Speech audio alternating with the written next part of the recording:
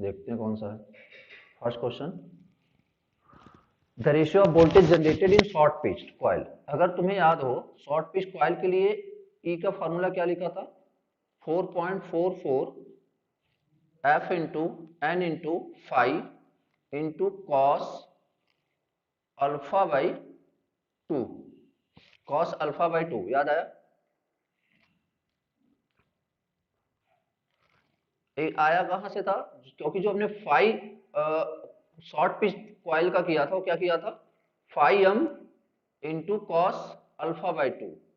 याद करो, this is for short pitch. And full pitch के लिए क्या था? Five M. फुल पिच के लिए क्या था? Five M.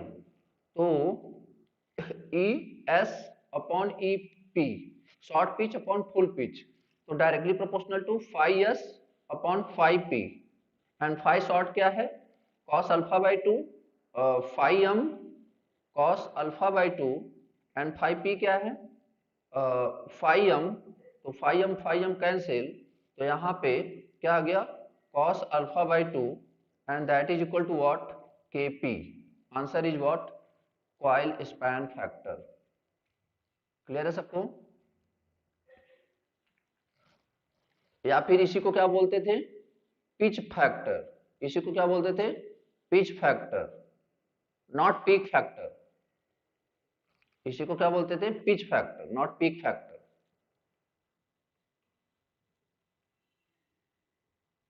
क्लियर? तो कॉइल स्पैन फैक्टर या पिच फैक्टर एक ही बात है, और हमने देख लिया। ठीक है, अब यही है, छोटी छोटी गलतियों को ही तो ध्यान देना है, क्योंकि एग्जाम में भी जाओगे तो ये छोटी छोटी गलतियां करोगे, तो इसलिए थोड़ा सा ध्यान दो। अभी देखना बहुत गलतियां निकलेंगी आप लोग की। ओके, अब तो इसलिए दिया ही गया है ताकि आप छोटी छोटी गलतियां करो, पिक को पिच पढ़ो।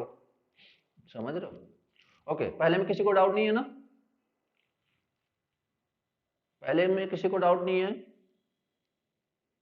ठीक है, चलो आगे बढ़ते हैं। फर्स्ट क्वेश्चन हो गया, इसको इरेज करते हैं। अब इधर आ जाओ सेकंड क्वेश्चन में।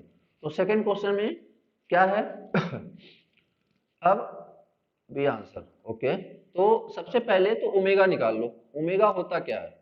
2 पाई n अपॉन 60। बात हुई थी 2 पाई n अपॉन 60। तो 2 पाई n की वैल्यू कितनी है? 1200 डिवाइड बाई 60, तो कितना हो गया? 20 20 हो गया। तो 20 into two that is 40 pi. तो ये क्या आया? Mechanical electrical? पहले तो ये बताओ, ये मैकेनिकल है इलेक्ट्रिकल है? ओमेगा एम या omega E? Omega M. Very good. और हमें एक रिलेशन भी पता है बेसिकली। रिलेशन क्या है? कि थीटा ओमेगा इलेक्ट्रिकल, देखो पूरा ही बताते हैं, आपको ध्यान समझना। एक्चुअली क्या था, हमने जो पढ़ा हुआ theta electrical equal to what? P by two theta mechanical. इसको डिफरेंशिएट करा, D theta E by D T is equal to P by two D theta M by D T. Clear है?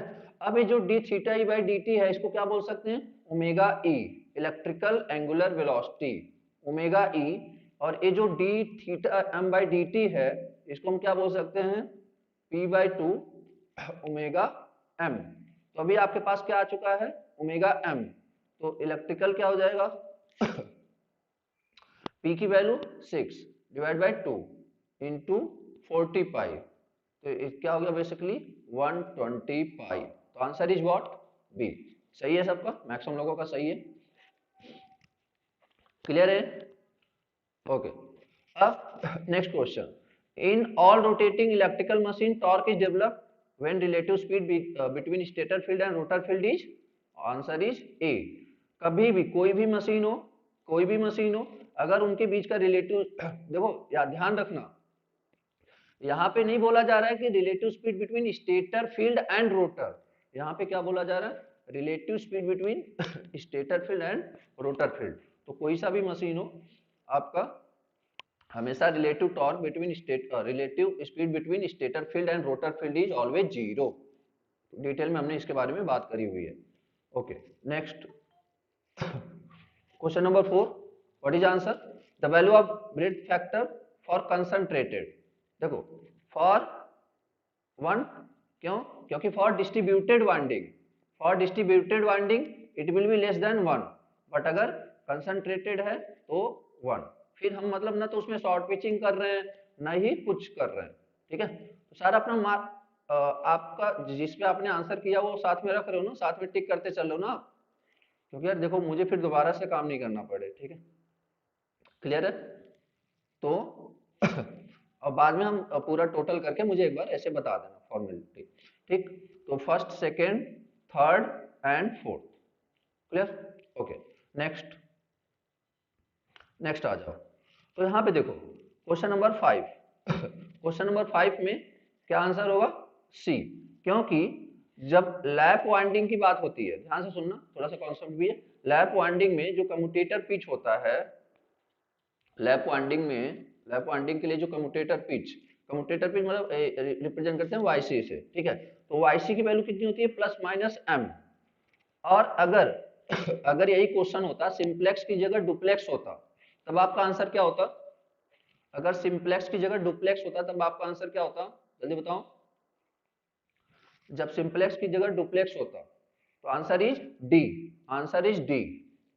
Simplex m की value 1 for simplex, m की value 2 मतलब plus minus 1 for simplex, plus minus 2 for duplex, clear. तो सारी चीजें दिमाग में रहनी चाहिए आपको, clear, okay. Next, in AC rotating machine the generated EMF what lead या lag, हमेशा याद रखना जिसकी वजह से जो प्रोड्यूस होगा क्या करेगा? लैग करेगा। जिसकी वजह से जो प्रोड्यूस होगा क्या करेगा? लैग करेगा। और चाहे तो यहां से भी देख सकते हो E equal to N D phi by D T. तो अगर फाई समझ लो कॉस है तो क्या हो जाना? D phi by D T क्या हो जाना? साइन भी हो जाना, समझ रहे हो। तो अगर cos theta and sine theta में देखा जाए तो डिफरेंस कितने का होता है? फेज डिफरेंस कितने का होता है? 90 डिग्री का होता है ना, क्लियर। तो वहां पे अभी उसका पूरा हमने फेजर डायग्राम से देखा हुआ है कि ये क्या करता है? लैग करता है, okay. Next question, question number 7, question number 7,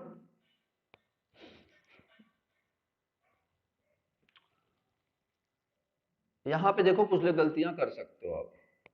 देखो इतना तो सबको पता है कि इलेक्ट्रोमैग्नेटिक इंडक्शन है तो ए तो नहीं हो सकता, ठीक है। उसके बाद सी में L D T by D I है, D I by D T नहीं है। तो किसी को बी और ई डी में डाउट हो सकता है, बी और डी में डाउट हो सकता है ठीक है। बट इलेक्ट्रोमैग्नेटिक इंडक्शन कब प्रोड्यूस होता है?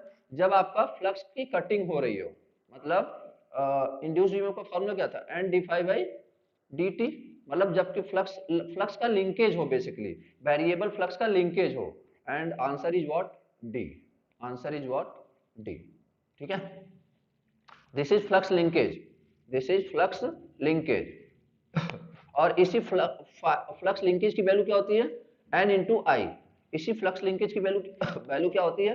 एन इंटू आई, ठीक है। तो अब आप जैसे, सॉरी एक मिनट यहाँ पे जैसे देखो, आप ये समझो, एक मिनट बताओ, जैसे देखो यहाँ पे ध्यान दो, जैसे जो फ्लक्स लिंकेज होता है, अगर तुमसे कोई पूछे कि फ्लक्स लिंकेज किसके प्रोपोर्शनल होता है, फ्लक्स लिंकेज, तो आप क्या बोलोगे? जितना ज्यादा फ्लक्स हो और जितना ज्यादा नंबर ऑफ टर्न्स हो, मतलब एक फ्लक्स, जैसे आप मान लो एक फ्लक्स, एक जो नंबर ऑफ टर्न्स है वो 5 फ्लक्स प्रोड्यूस कर रहा है, तो जितना ज्यादा नंबर ऑफ टर्न्स होंगे उतना ज्यादा क्या होगा? फ्लक्स लिंकेज होएगा। जैसे एक टर्न है तो एक ही बार लिंक होगा ना, बट अगर दो टर्न है तो दो बार, मतलब इस तरह कई बार आपका बार बार लिंक हो रहा होगा, तो flux linkage is directly proportional to N phi. तो उसी चीज को जब यहाँ पे साई की जगह माइनस डी एन फाई लिखोगे तो यहाँ से क्या आ जाता है आपको? Faraday's law of electromagnetic induction. N की वैल्यू कांस्टेंट है तो आउटसाइड में आ जाएगा और N D phi by D T, clear है सबको। तो minus D psi by psi is what? Flux linkage basically. Done, किसी को डाउट नहीं है ना? Okay, next. तो इसमें क्या हो गया? क्वेश्चन नंबर 8, इसमें तो सबका करके सबने ही कर लिया होगा। N S equal to 120 F by P, 120 F by P. तो ये जो 600 सिर्फ f की वैल्यू जब 60 रखोगे, p की वैल्यू 12 रखोगे, तो 60/12 5 and 5 into 120 that is 600, answer is 8। ये तो ऐसे ही आप देख के बता सकते हो, कोई दिक्कत नहीं है। Okay next, works on the principle of dynamically induced EMF. तो जनरेटर, अगर यहाँ पे डायनेमिकली की जगह स्टैटिकली इंड्यूस्ड ईएमएफ होता तो what is the answer? Statically induced EMF. ठीक है, वेरी गुड वेरी गुड। चलो आगे बात करते हैं। Question number 10, question number 10, what is the answer? Lower efficiency, lower power factor and are the features of which of the following motors? Answer is A, very good. अच्छा, तुम लोग जिस हिसाब से रिस्पॉन्स किए हो उस हिसाब से लग रहा है कि अभी तक किसका एक भी गलत नहीं हुआ, बता सकता है किस, कोई ऐसा जिसका एक भी गलत नहीं हुआ? आउट ऑफ 10, आउट ऑफ 10 एक रॉन्ग हुआ है, 7, वेरी गुड। ठीक है यार, अच्छा 7th गलत हुआ था, 10 on minus, very good very good. मतलब अगर एक गलत हुआ है तो वेल एंड गुड। नेक्स्ट, बस अब देखते हैं इतना किसको, कितने लोग कंटिन्यू कर पाते हैं। नेक्स्ट बढ़ते हैं। यार जब आप ऐसे, आप लोग का एक क्वेश्चन सही होता है ना तो अच्छा लगता है, क्योंकि यार मेहनत लगती है पढ़ाने में। अगर आप लोग रिजल्ट दोगे तो बेसिक बात है, अच्छा लगेगा। Okay, question number 11, question number 11, magnetic flux through a close surface is 0। क्योंकि देखो ध्यान दो कैसे, अगर सपोज एक एक सपोज मान लो पोल है, ठीक है, पोल है, this is north pole, this is south pole. तो अब यहां से जैसे देखो ये चीज है, ये चीज है, देखो इसी क्वेश्चन को एक और तरीके से पूछा जा सकता है कि कोई, जैसे अगर मैं बोलूं कि यहाँ पे इलेक्ट्रिक चार्ज है, इलेक्ट्रिक चार्ज है क्यू, ध्यान से सुनना क्वेश्चन फिर जज करना।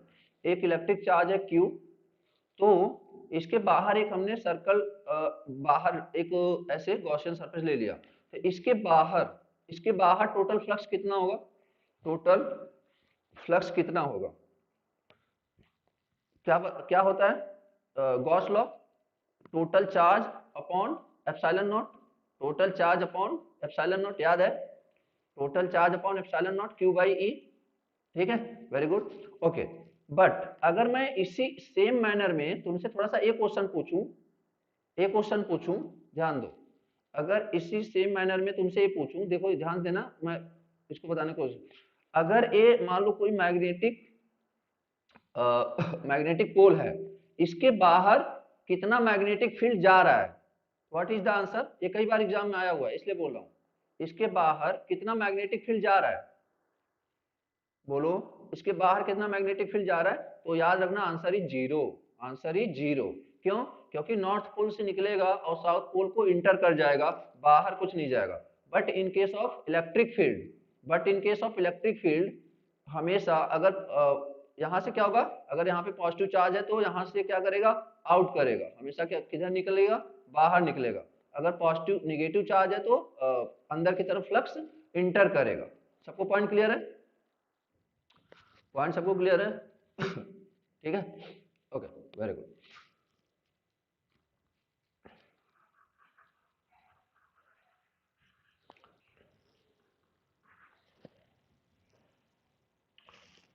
नहीं हुआ, okay. What will be the induced EMF? Induced EMF क्या होता है?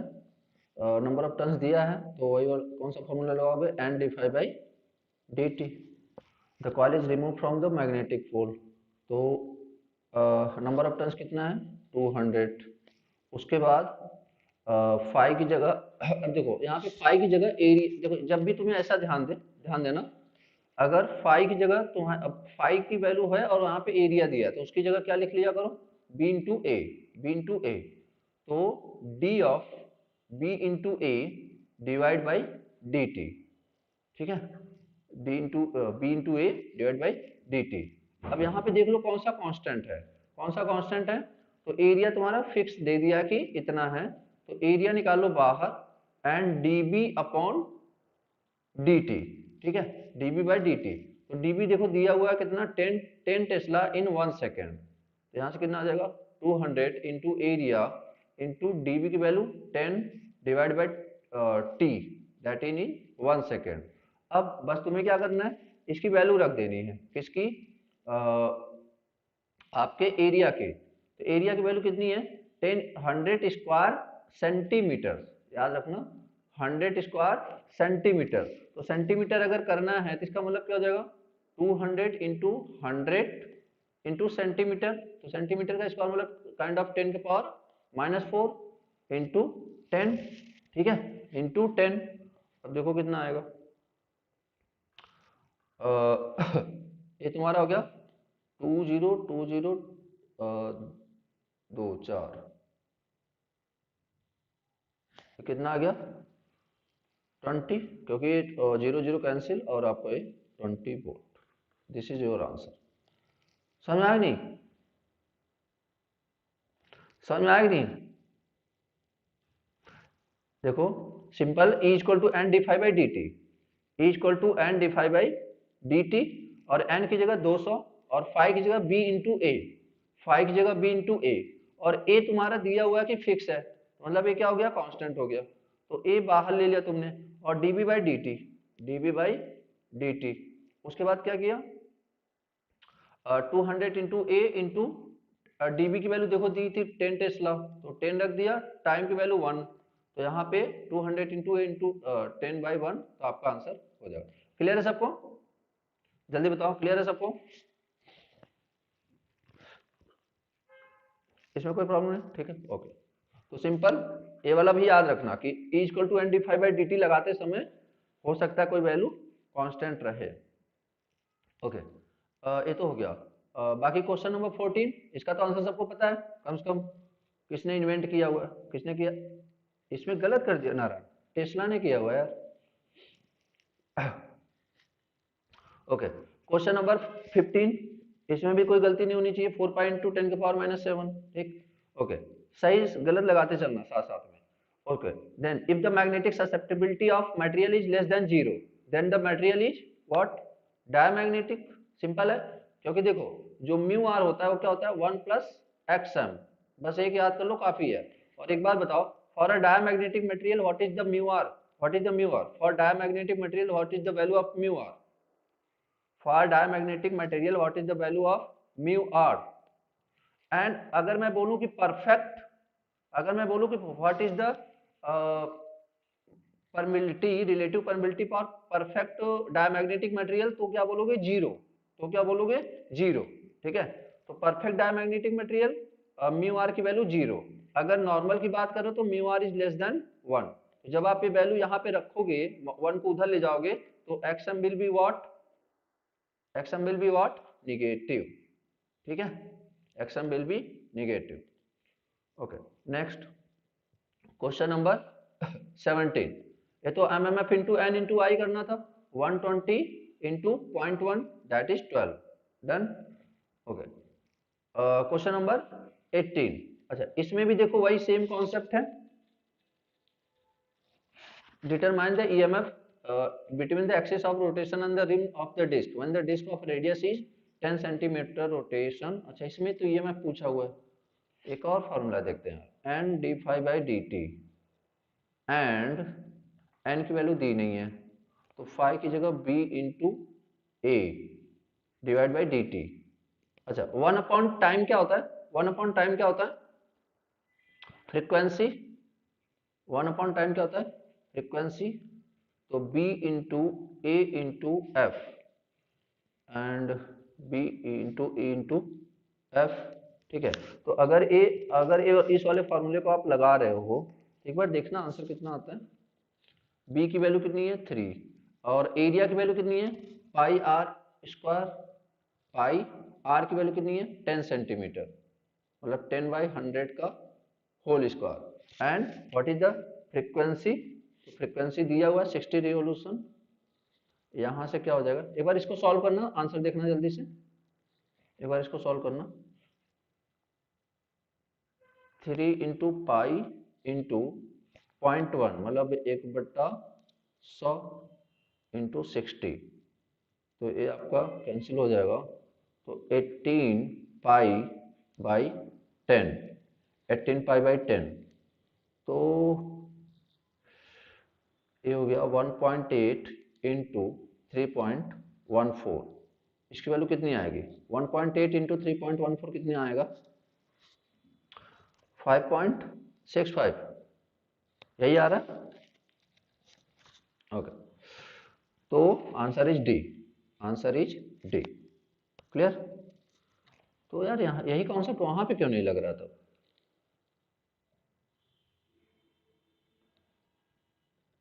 यही कॉन्सेप्ट तो वहां भी लगाया था। जब यहाँ आंसर आ रहा है तो वहीं भी आना चाहिए। अच्छा, एक बार इस वाले कॉन्सेप्ट को ना लगा के देखना वहां पे, ठीक है? बाकी अगर नहीं होगा तो बाद में डिस्कस करेंगे, ठीक? ए समझ में आया कि नहीं? है ये वाला मेथड समझ में आ गया? N D phi by D T, number of turns दिया नहीं है, ठीक है? नंबर ऑफ टर्न्स दिया नहीं है, तो simply D phi by D T, phi equal to B into A divide by D T, what is 1 upon time, that is what? Frequency, and तो B into A into F, वहां से आपने ये लगा लिया। क्वेश्चन जबकि देखो एकदम सेम है, कोई डिफरेंस नहीं है दोनों में।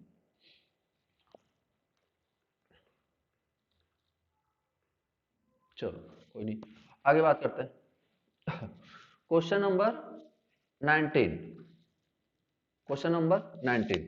तो 19 में फॉर्मूला याद है कितने लोगों को? एडी करंट का फॉर्मूला एक तो चलो कॉफिशिएंट होता है, कॉफिशिएंट है के इंटू क्या है?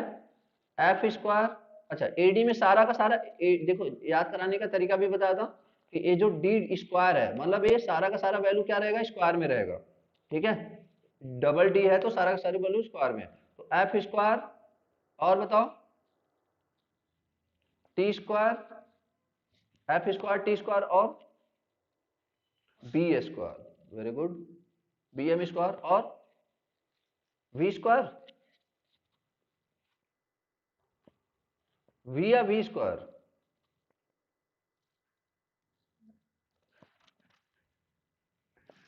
के F square T square B M square into V, ठीक है?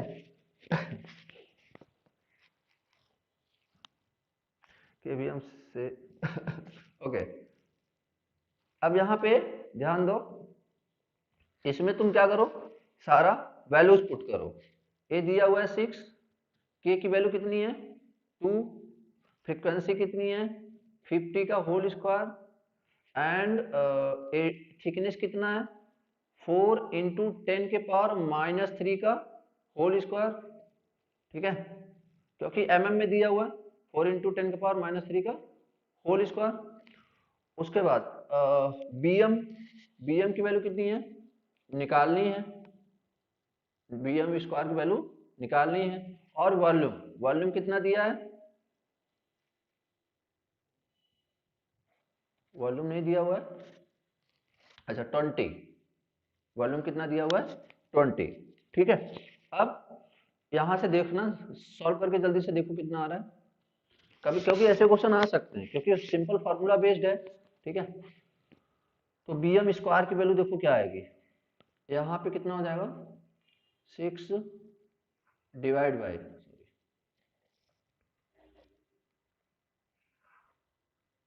6 डिवाइड बाई कितना हो जाएगा? कैलकुलेशन करो, 3.75 आ रहा है, ओके वेरी गुड, 3.75। अब 3.75 का अंडर रूट, अब 3.75 का अंडर रूट देख लो कितना आएगा?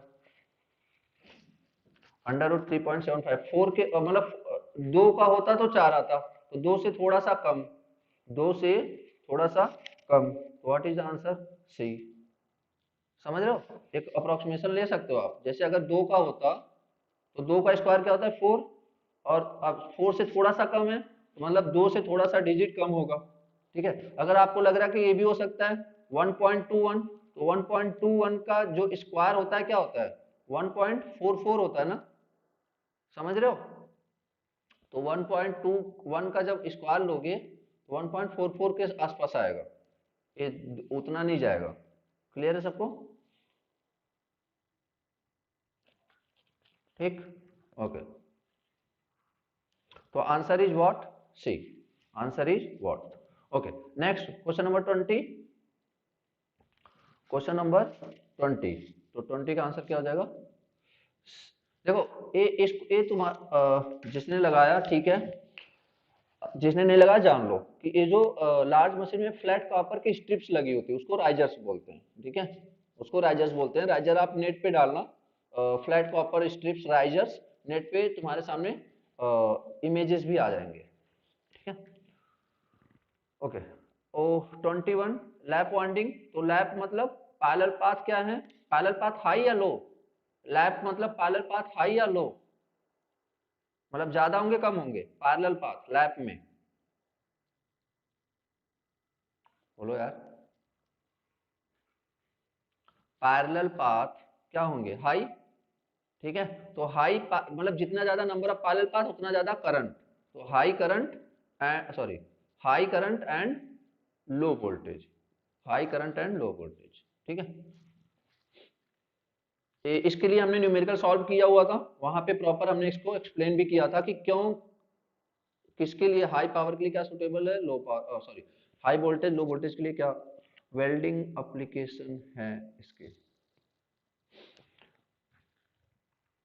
नहीं ऐसा कुछ नहीं बोल सकते हम, जैसे कि चलो ठीक है under running condition, under, but normally ऐसा नहीं है कि जैसे अब तुम्हें मान लो कभी 5 हाई करंट का मतलब सिर्फ वेल्डिंग ही थोड़ी ना होता है यार, समझ रहे हो? हाई मतलब बहुत ज्यादा भी हाई नहीं।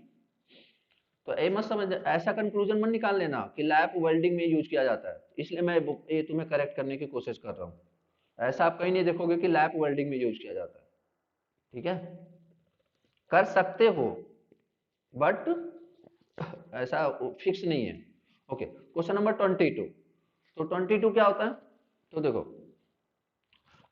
तुम्हें पता है कि एम्पियर सर्किट लॉ होता क्या है? एम्पियर सर्किट लॉ याद है सबको? क्या होता था? H dot D L, H dot D L is equal to N into I, यही था ना, एन इंटू आई, क्लियर। तो अब भाई यहाँ पे नंबर ऑफ टर्न्स के बारे में तो कुछ दिया नहीं है, तो एन की वैल्यू हम 1 ले रहे हैं, तो H dot D L is equal to what, I, I enclose होता था, आई इंक्लोज याद है? आई इंक्लोज मतलब एक कोई एरिया है उसके अंदर कितना करंट टोटल जा रहा है, ध्यान से याद करो। आई इंक्लोज होता था कि टोटल कितना, मतलब सम ऑफ करंट, मतलब basically what, sum of current. यहाँ पे क्या लिख सकते हैं? Sum of current, clear. But वो सारे के सारे करंट कहाँ से जाने चाहिए? जो भी एम्पियर्स, क्या बोलते थे उसको, जैसे गॉसियन सरफेस होता था उसी तरह उसको क्या बोलते थे बताओ? इलेक्ट्रोस्टैटिक में गॉसियन सरफेस होता था, और मैग्नेटोस्टैटिक में, याद है टर्म?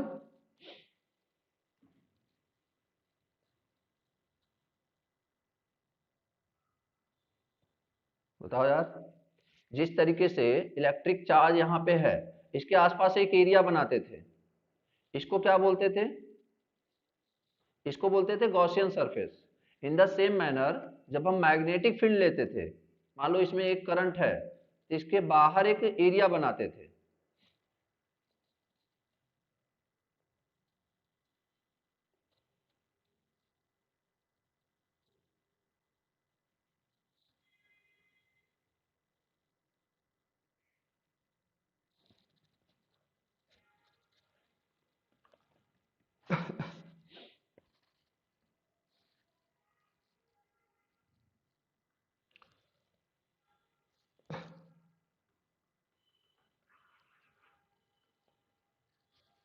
इसका आंसर सब लोग बताना।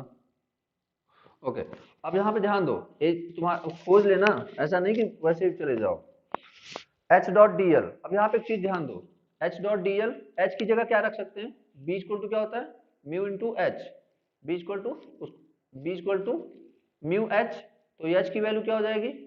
B upon mu, B upon mu. तो यहाँ पे एच की जगह रख दो B upon mu, B upon mu रखोगे तो क्या हो जाएगा?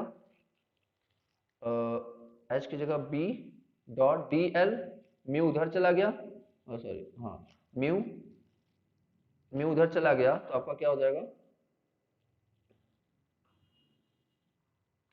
Into summation of I, mu into summation of I. ठीक है, तो B dot D L into mu into I. ठीक, उसको सिंपली एम्पियर सरफेस बोलते थे। ठीक है, एम्पियर सरफेस या फिर ampere circuit, ampere circuit. Okay, अब आगे बढ़ते हैं।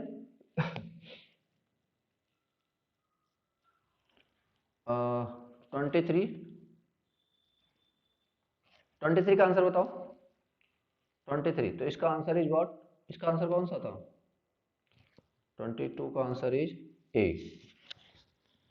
ठीक है, 23 का flux leakage factor, flux leakage factor यार टोटल लिंकेज, जैसे अगर तुम्हें याद हो तो एक होता है coefficient of coupling, coefficient of coupling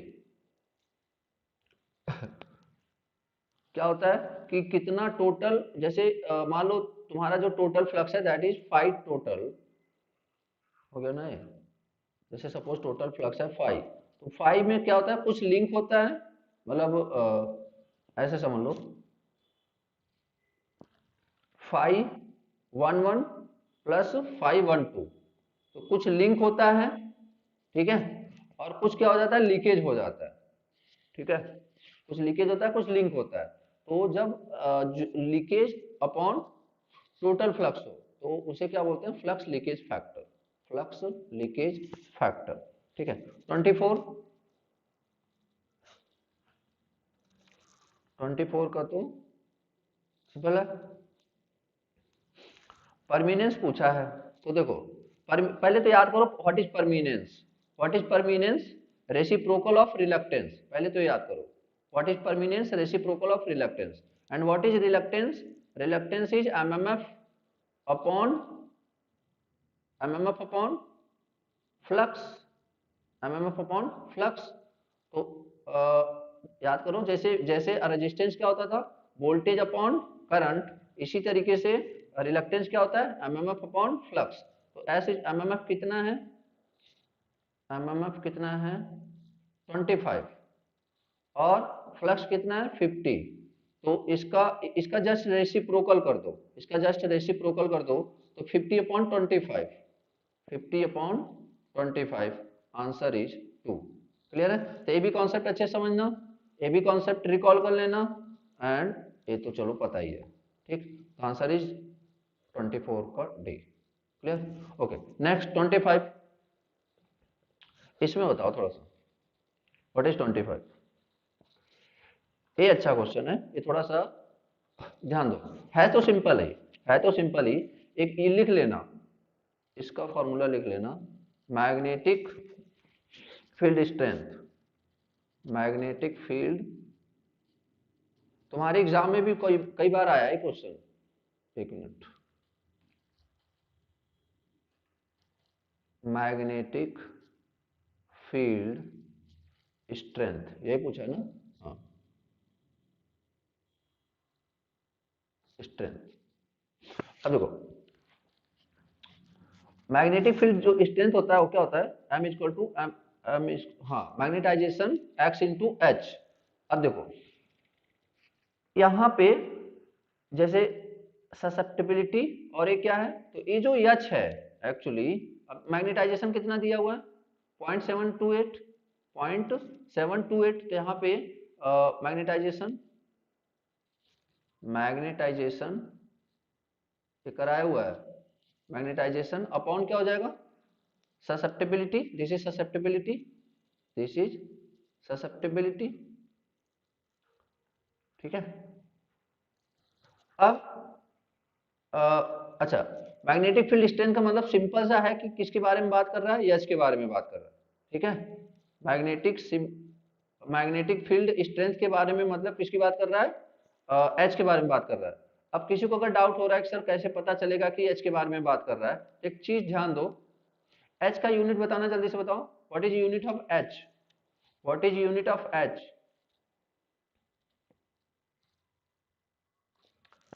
बोलो, एम्पियर टर्न अपॉन मीटर होता है लेंथ का, ठीक है। Ampere turn, ampere turn upon metre, ठीक है। अब यहाँ पे देखो, अब इससे इस अब यहाँ पे तुम क्वेश्चन में अगर तुम ध्यान दो, यहाँ पे क्वेश्चन में ध्यान दो तो उसने साफ साफ बोला है इन एम्पियर टर्न्स, बोला नहीं, मीटर भी प्रोडक्ट में कर दिया, ठीक है। Ampere turns per metre, susceptibility है magnetic field strength in ampere turns per metre. Okay, तो आपका इंटेंसिटी, इंटेंसिटी की वैल्यू कितनी है 0.708, 0.078 डिवाइड बाय ससेप्टिबिलिटी कितनी होगी 0.0013। This is the magnetic field strength, this is the magnetic field strength, ठीक है। मैग्नेटाइजेशन अपॉन, सबको याद ये वाला फॉर्मूला याद आया कि नहीं यार, magnetisation is equal to X M into H, ठीक है।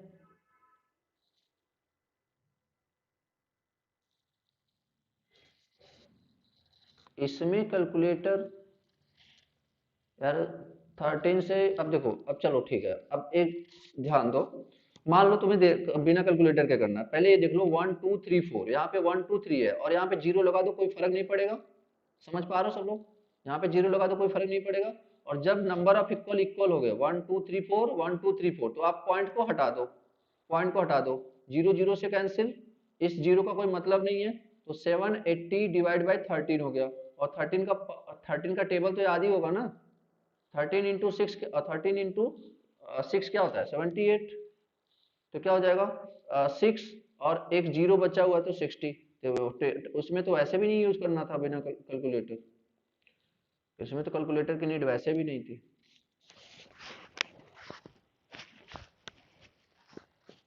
उन्होंने वो डाटा ही ऐसा देंगे ताकि आप इजीली कैलकुलेट कर पाओ, ठीक है।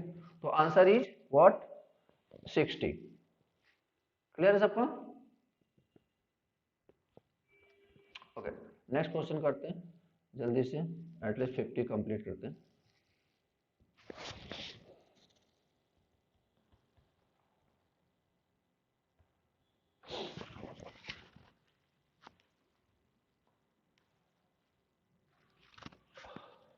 अगेन वही क्वेश्चन आ गया है, तो 26 सेम क्वेश्चन कर लोगे ना, P equal to K F square T square V into B M square, ठीक है।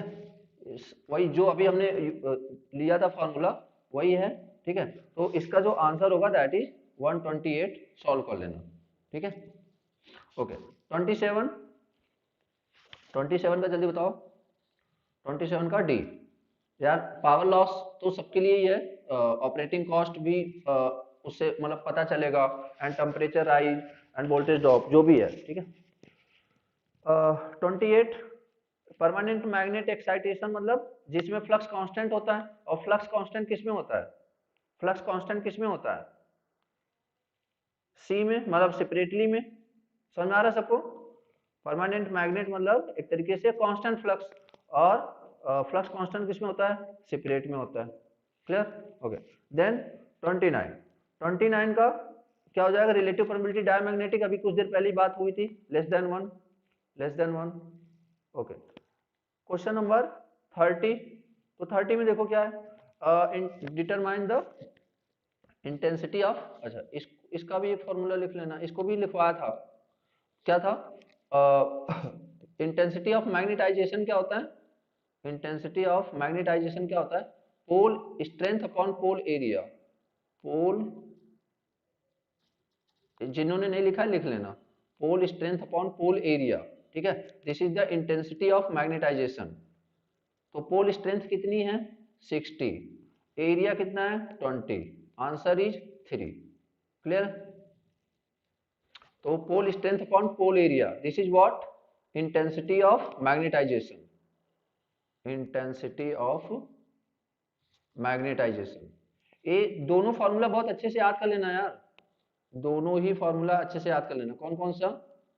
जब भी ये तुम्हारे दिमाग में रहना चाहिए, मतलब अगर आ गया इंटेंसिटी ऑफ मैग्नेटाइजेशन, तो एक तो फॉर्मूला क्या था, मैग्नेटाइजेशन अपॉन ससेप्टिबिलिटी। ये कहाँ से आता है? m equal to X M into H, m equal to X M into H. और इंटेंसिटी ऑफ मैग्नेटाइजेशन क्या हो जाए यहाँ से, और दूसरा इंटेंसिटी ऑफ मैग्नेटाइजेशन क्या हो जाता है? Pole strength, pole strength upon area. ठीक है, क्लियर है सबको? तो 31 में किया सब लोगों ने। देखो यहाँ भी वही सेम कॉन्सेप्ट है। 31 क्या होता है, जैसे E equal to what, E equal to what, N D five by D T. Clear है? अब देखो नंबर ऑफ टर्न्स तो दिया हुआ है, नंबर ऑफ टर्न्स इसने दिया हुआ है, कितना दिया हुआ है? 200। अब फाइव की जगह क्या करो, बी इंटू ए। क्यों करना है? क्योंकि एरिया आपके पास है, एरिया आपके पास है, तो फाइव की जगह क्या कर सकते हो, D B into A divide by D T. Clear? तो अब यहाँ पे 200 और एरिया को आप बाहर ले लो, and D B by D T. देखो यहाँ पे दिया हुआ है D B by D T की वैल्यू कितनी है, बताओ जल्दी। D B by D T की वैल्यू कितनी है? Magnetic flux increased at the rate of 4 weber, तो D B by D T की वैल्यू 4। क्लियर? तो अब एरिया की वैल्यू निकालनी है, तो एरिया का, एरिया क्या होगा, पाई आर स्क्वायर या कुछ और? एरिया क्या होगा, पाई आर स्क्वायर या कुछ और? बताओ, एरिया क्या होगा? क्या है ये? स्क्वायर लूप है, ध्यान दो, पाई आर स्क्वायर मत कर देना, स्क्वायर लूप है। और स्क्वायर लूप का एरिया क्या होता है, अगर उसका साइड ए है तो ए स्क्वायर हो जाता है, तो ए इंटू ए। सबको समझ में आ रहा है कि नहीं? तो आंसर क्या हो जाएगा, 200 इंटू 4 इंटू एरिया, एरिया की जगह 5 अपॉन 100 इंटू 5 अपॉन 100। जल्दी से इसको सॉल्व कर लो, कितना हो जाएगा, 25 इंटू 4 100, 100 तो ये आपका कैंसिल हो जाएगा, and 100 divide by 2, that is answer is 2, answer is B. Clear है सबको? डन? ओके। उसके बाद 32, ये भी वही है क्या, इंड्यूस्ड ईएमएफ रोटेशन, हाँ सेम क्वेश्चन है। ठीक है, तो इसको भी वैसे ही अटेम्प्ट कर लेना जैसे लास्ट वाला बताया था। इसका आंसर है डी, आंसर इज डी। बड़े क्वेश्चन है यार इस टाइप के, आंसर इज डी। ठीक है, जैसे वहां पे बताया था वैसे ही अटेम्प्ट कर लेना। देन इधर आ जाओ,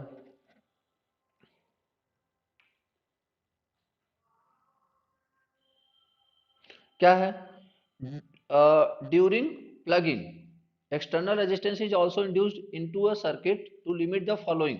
व्हाट? सिंपल सा आंसर है, करंट को लिमिट करता है। ठीक है, करंट को लिमिट करता है। अगर सिंपली शॉर्ट करोगे तो क्या होगा, काफी टाइम लगेगा रुकने के लिए, समझ रहे हो? अगर सिंपली शॉर्ट करो विदाउट एनी एक्सटर्नल रेजिस्टेंस तो क्या करेगा, करंट की वैल्यू धीरे धीरे कम होगी, और करंट मतलब कहीं डिसिपेट नहीं होगा, तो टाइम लेगा। ठीक है, तो इसलिए करंट को लिमिट भी करता है। या अच्छा, ये मत कॉन्सेप्ट बना लेना कि स्टार्टिंग करंट को लिमिट कर रहा है, स्टार्टिंग करंट को लिमिट नहीं कर रहा है, ड्यूरिंग प्लगिंग, समझ रहे हो ना, during braking, basically during braking जो आपका करंट जनरेट हो रहा है उसको लिमिट कर रहा है। ये मत समझना कि सर स्टार्टिंग में भी, तब तो इसका मतलब प्लगिंग हम यूज करते हैं, ऐसा कुछ नहीं है। 34, the parts of the armature electric circuit which take active part in the EMF generation is, तो coil sides inside the slots, coil sides inside the clocks। यार एक बात बताओ, ओवर ये जो बाहर वाला है उससे ईएमएफ जनरेट होगा क्या? जो आपको बाहर दिखा मिलता हुआ दिखता है, समझ रहे हो नहीं, जो बाहर कॉइल आपको दिखती है उससे थोड़ी जनरेट हो रहा होगा, ये तो जो अंदर होगा सिर्फ उसी से जनरेट होगा। ठीक है, तो 34 का आंसर क्या हो जाएगा, ए। क्लियर? ओके। देन 35, तो 35 का क्या हो गया, maximum efficiency will occur when copper loss and iron loss are equal. Okay. 36, तो 36 में क्या है, which of the following is correct expression about the, अच्छा एडी करंट का फॉर्मूला पूछ लिया बेसिकली, तो क्या हो जाएगा, answer is A. 37, what will be the intensity of magnetisation, what will be the, तो अभी तो बात हुई थी pole strength upon pole area, समझ रहे हो, पोल स्ट्रेंथ अपॉन पोल एरिया, तो कितना हो गया 1/2 मतलब 100, आंसर इज सी। क्लियर है सबको? Pole strength upon pole area अभी कुछ देर पहले ही बात करी थी हमने। Take intensity of magnetisation. Okay, question number 38। तो 38 देखो, what will be the value of magnetic field intensity in ampere turns per metre. देखो यहाँ पे वही आ गया एच, तो H into L is equal to N into I, this is ampere law. अब यहाँ से पूछा क्या तुम्हें, इंटेंसिटी मतलब एच की वैल्यू, तो एन इंटू आई अपॉन एल। तो एन की वैल्यू कितनी है 220, आई की वैल्यू कितनी है 0.4, लेंथ की वैल्यू कितनी है 4, तो कितना आ जाएगा 22। क्लियर है? ओके, देन 39, क्वेश्चन नंबर 39 क्या हो जाएगा। अब यहाँ पे थोड़ा सा फार्मूला आपको यूज करना पड़ेगा, याद है कि नहीं सबको, L equal to mu not, mu naught what, square नहीं था, क्या था, देखो ऐसे याद करो, एल इक्वल टू क्या था एन स्क्वायर अपॉन एस, और यस की वैल्यू क्या होती है, रिलक्टेंस की वैल्यू क्या होती है, बोलो, रिलक्टेंस की वैल्यू क्या थी, L upon mu A, L upon mu into A, तो क्या हो गया mu, mu into A upon L into N square. ठीक है, समझ में आया? ये म्यू कौन सा, म्यू नॉट, क्यों, क्योंकि एयर में रखा गया है, क्योंकि एयर में रखा गया तो इसलिए mu naught A into N square divide by L. तो जब आप इसको सॉल्व करोगे तो आंसर आएगा बी। ठीक है, इसको जब आप सॉल्व करोगे तो आंसर आएगा बी। आप ये फॉर्मूला लगा लेना, इंडक्टेंस का फॉर्मूला है, डेरिवेशन हमने कराया हुआ है। नेक्स्ट,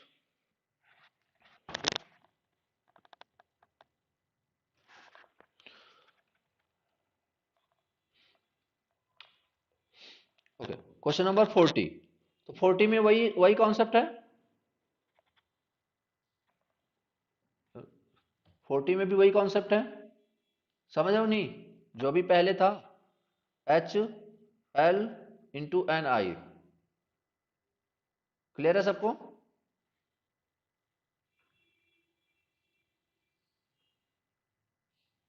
ठीक है, तो यहां से आप क्या निकालना था, magnetic field.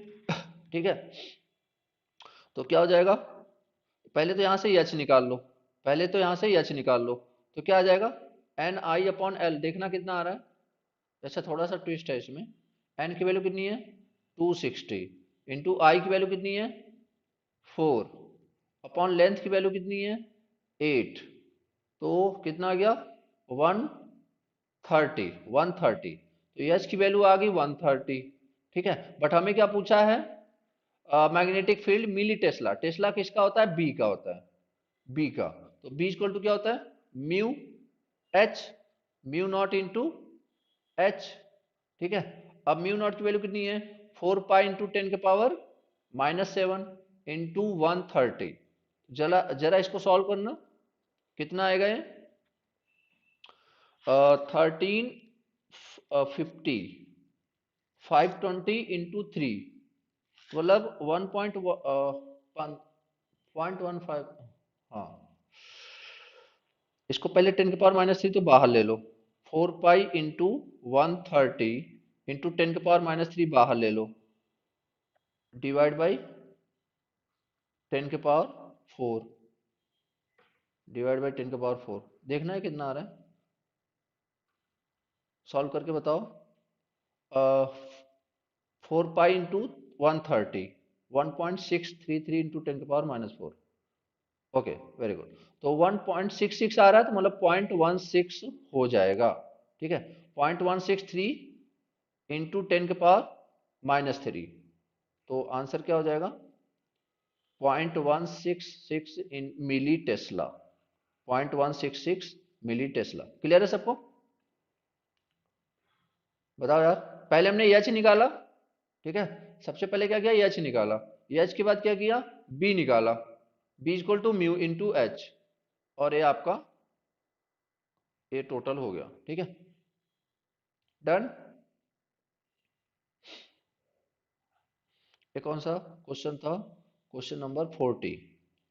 Question number 40। Okay, question number 41। 41 क्या होगा? No load rotational losses in electrical machine consist of the no load core friction and windage losses. Clear?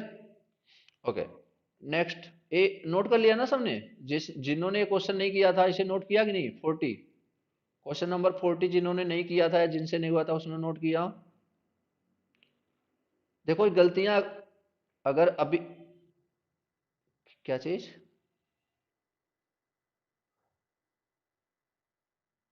41 का डी अभी बताया तो, टिक तो किया वहां पर।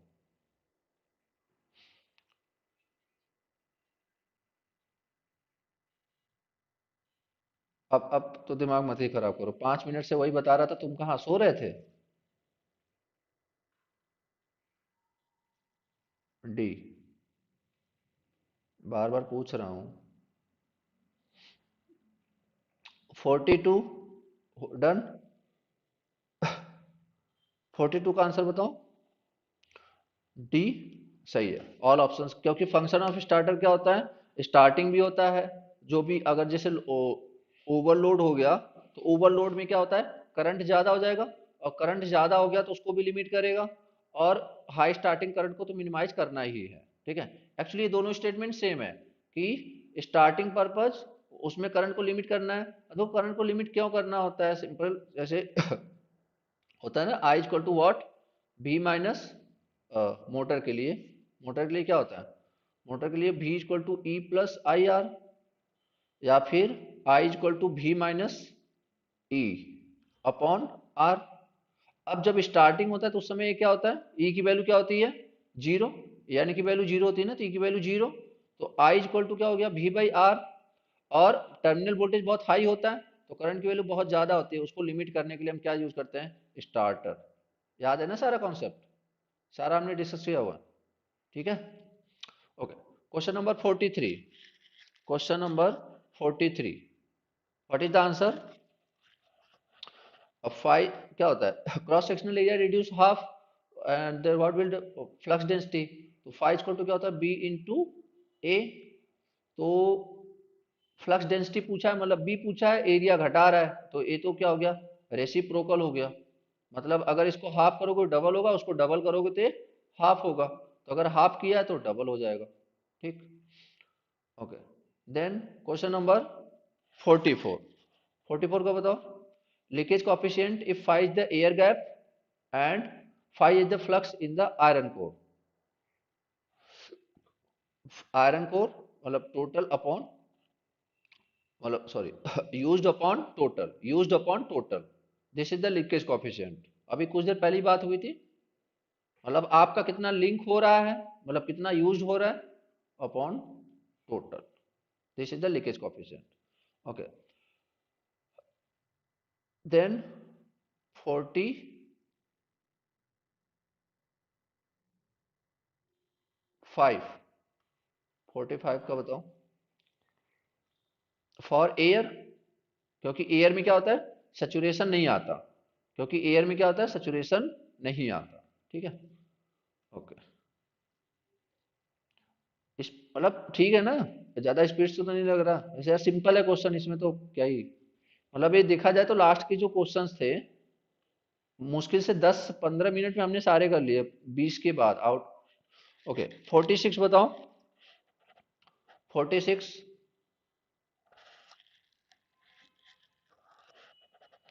ई इक्वल टू क्या हो जाएगा? बी इंटू एल इंटू भी। तो बी की वैल्यू कितनी है? 4। एल की वैल्यू कितनी है? 0.6। भी की वैल्यू कितनी है? 50। कितना हो जाएगा? 200 इंटू 0.6 कितना हो जाएगा? 120। ठीक है, 47।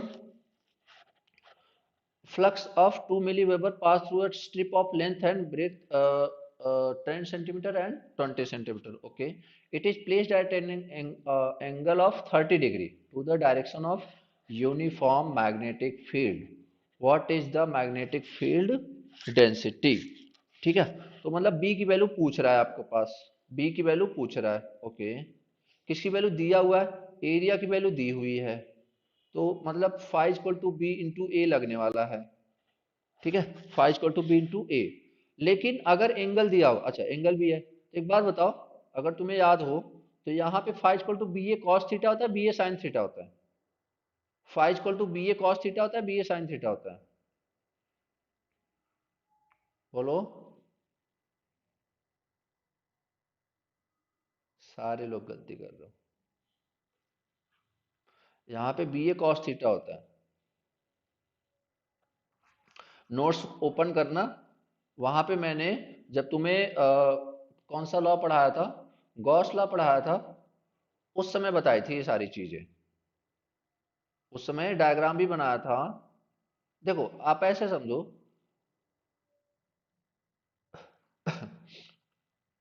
तो यहाँ पे क्या हो जाएगा, कॉस थीटा, तो फाइव इक्वल टू क्या था, बी इंटू ए कॉस थीटा, और बी की वैल्यू क्या होगी, कितना दिया हुआ है, टू। बी की वैल्यू कितनी है, सॉरी बी की वैल्यू तो निकालनी है, फ्लक्स की वैल्यू दिया हुआ टू, बी की वैल्यू निकालनी है। एरिया कितना हो जाएगा, एरिया कितना हो जाएगा,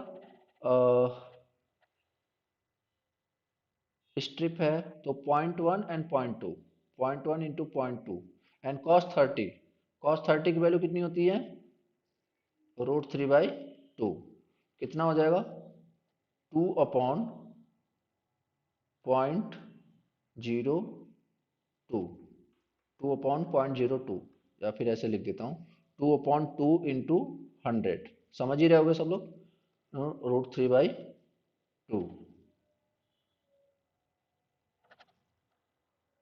टेस्ला में पूछा हुआ है ना। अच्छा, बी तुम्हारा मिली वेबर है, मिली वेबर है, यहाँ पे ध्यान देना, तो ये तो कैंसिल हो गया, तो 100 इंटू 2/√3, 100 इंटू 2/√3 इंटू 10⁻³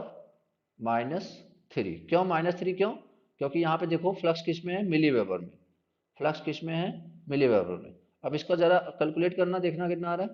अब देखो, अब जितने लोग, अब आधे लोग तो कैलकुलेशन कर रहे होगे, आधे लोग को अगर याद हो, मैंने एक दिन कैलकुलेशन में यूज किया था कि √3/2 की वैल्यू कितनी होती है, 0.866, एंड 2/√3 की वैल्यू कितनी होती है, 1.1, सॉरी पॉइंट, हाँ 1.1 समथिंग। याद है किसी को कौन सा न्यूमेरिकल था, याद है किसी को कौन सा न्यूमेरिकल था, बताना जरा, देखें कौन सा न्यूमेरिकल था। ट्रांसफार्मर का एक क्वेश्चन था, ट्रांसफार्मर का एक क्वेश्चन था जिसमें रिलेशन था E1 equal to 1.1 E2 and P1 equal to P2, याद आया सबको। एक क्वेश्चन था जो हमने ट्रांसफार्मर में डिस्कस किया था, उसमें ऑप्शन ए क्वेश्चन मुझसे उसने अमित ने पूछा था, E1 इक्वल टू 1.15 E2, याद आया। तो वहां भी याद करो, तो यही था। तो मतलब मेरा कहने का मतलब ये है कि जो डाटा के वैल्यूज होते हैं ना, उसको डायरेक्टली अगर तुम्हारे दिमाग में बैठ जाते हैं तो बैठा लिया करो, उससे क्या होगा, तुम्हें आंसर मतलब कैलकुलेशन तुम्हारी आसान हो जाएगी, ठीक है। तो इसका मतलब √3/2 का तो तुम्हें याद है 0.866, बट अगर 2/√3 आ जाए तो समझ लो 1.15, ठीक है। तो कितना हो जाएगा, 0.1 इंटू 2/√3, एंड 0.1 इंटू 2/√3 का 1.15, तो जब इसे सॉल्व करोगे तो 0.115, आंसर इज बी।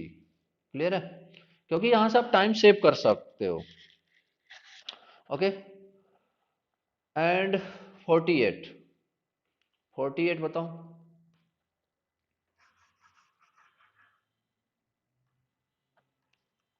48 क्या हो जाएगा, a magnetic circuit of reluctance is bounded by a wire of determine the average induced EMF reverse by current, okay. तो देखो यहाँ पे करंट रिवर्सल हो रहा है, तो E इक्वल टू क्या हो जाएगा, L/dI/dt।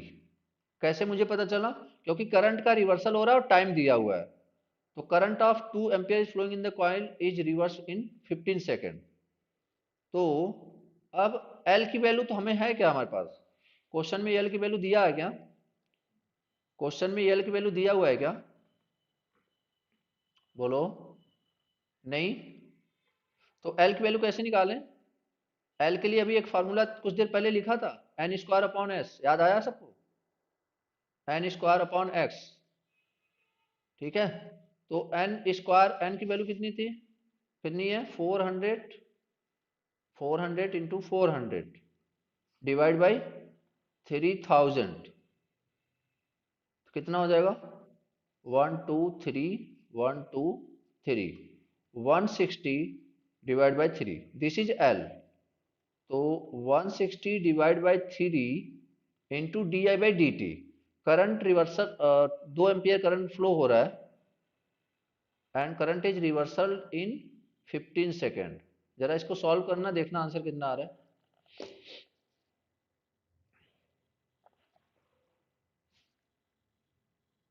इसको सॉल्व करके बताना आंसर कितना आ रहा है। 160 बाई 3 इंटू 2 बाई 15।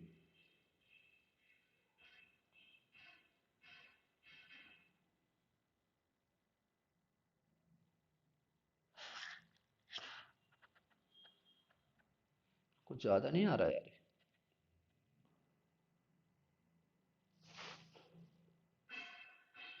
53.33 कौन बता रहा था? अक्षय यही है ना, 160/3 इंटू 2/15 का ही आप सॉल्व किए हो? ओके, फिर तो आंसर इज ए। समझ में आया नहीं सबको?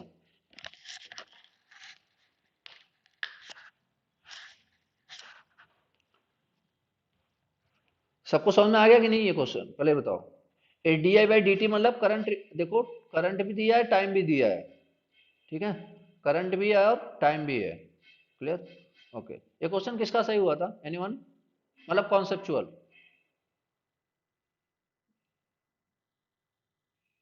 कॉन्सेप्चुअली जिसने लगाया था और सही हुआ, एनीवन?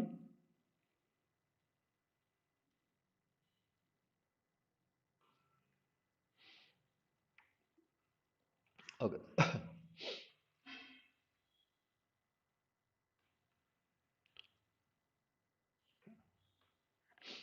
अलग से कॉन्सेप्चुअली बोलना पड़ रहा है। 49, इसका भी देखो, permeability in the core, what is the flux density. अच्छा क्या है ये? टोरॉइड है, याद आया? टोरॉइड, टोरॉइड ऐसा ही था ना? टोरॉइड का फार्मूला सबको याद है? टोरॉइड का फार्मूला याद है? क्या होता था? देखो, कैसे याद करने के लिए बोला था, सबसे पहले एम्पियर लॉ याद करो, ध्यान से देखते जाओ, जिसको नहीं याद है एक सीक्वेंस में याद कर लो। सबसे पहले एम्पियर लॉ। हाँ बोल लो। हाँ ठीक है, वेरी गुड। तो H L into N into I, ठीक है। H L into N into I. तो यहां से तुम्हें क्या दिखाना है, मान लो एच की वैल्यू, तो एन आई अपॉन एल, और एन आई और एल की वैल्यू क्या हो जाएगी? 2 pi R, 2 pi R, this is H. तुमसे पूछा क्या, पहले ये देख लो, फ्लक्स डेंसिटी, मतलब बी की वैल्यू पूछी है। तो बी की वैल्यू क्या होती है? Mu H. What is mu? Mu not mu R into H. तो म्यू नॉट की वैल्यू कितनी होती है? 4 पाई इंटू 10⁻⁻⁷। म्यू आर की वैल्यू कितनी है? अच्छा, ये दिया हुआ है, डायरेक्ट दिया हुआ है, तुम्हें अलग से लिखने की जरूरत ही नहीं है। म्यू रिलेटिव मतलब परमिबिलिटी पूरा ही दे दिया है, ठीक है। तो कितना हो जाएगा? 4 × 10⁻⁻⁴ इंटू, ये पूरे म्यू की वैल्यू है,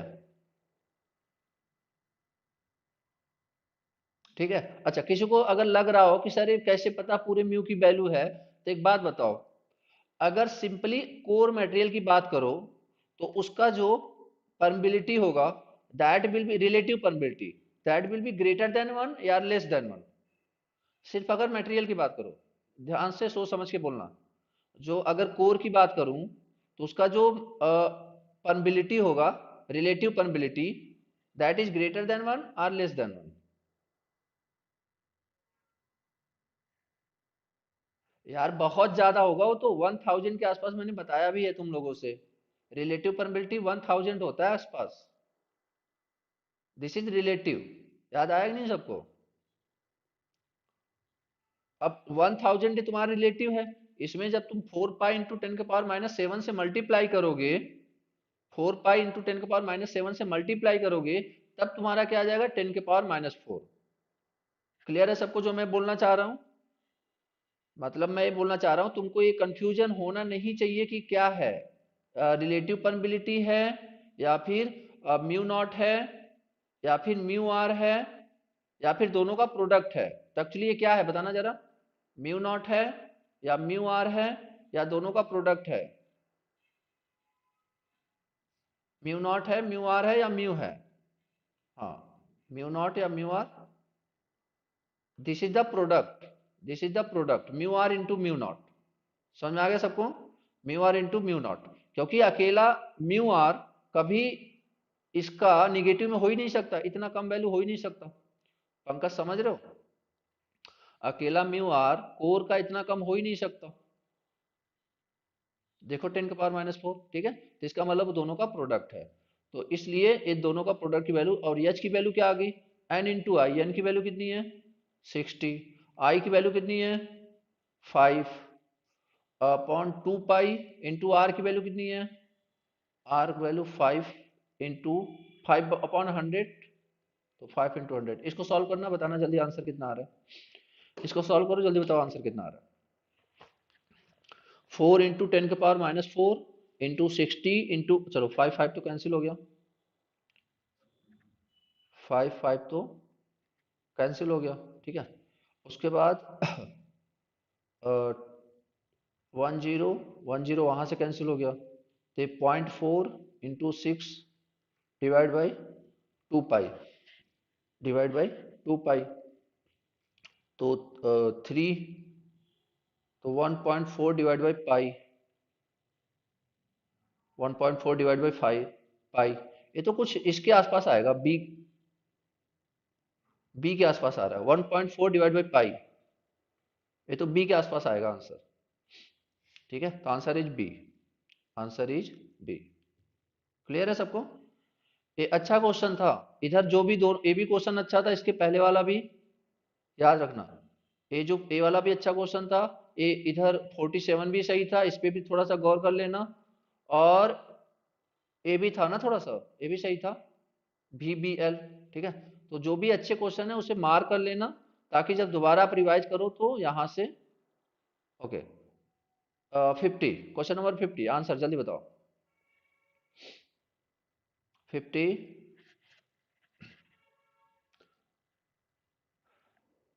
directly proportional to square of the load, C, okay. देखो, देखते हैं एडी करंट का, तो तुम्हें पता है eddy current is directly proportional to frequency square, and frequency is directly proportional to speed, synchronous speed. तो फ्रीक्वेंसी तो मैडम एडी करंट तो फ्रीक्वेंसी स्पीड की स्क्वायर होगा। बाकी बात रही विंडेज की, windage losses is directly proportional to what, speed का स्क्वायर, ठीक है। तो आंसर इज सी। क्लियर है सबको? एडी करंट का याद आया कि नहीं सब? एडी करंट का रिलेट किया, समझ में आया नहीं सबको? Eddy current is directly proportional to frequency and frequency is directly proportional to speed, तो सिंपल है ना। क्लियर है? और बाकी विंडेज लॉस का तो तुम्हें पता ही है कि that is directly proportional to square of the speed. Clear? जल्दी से 2 मिनट लो, काउंट करो, अपना जो क्वेश्चन नंबर सही हुआ, जितने क्वेश्चन सही हुए हैं वो ड्रॉप करो, फिर क्लास को एंड करते हैं।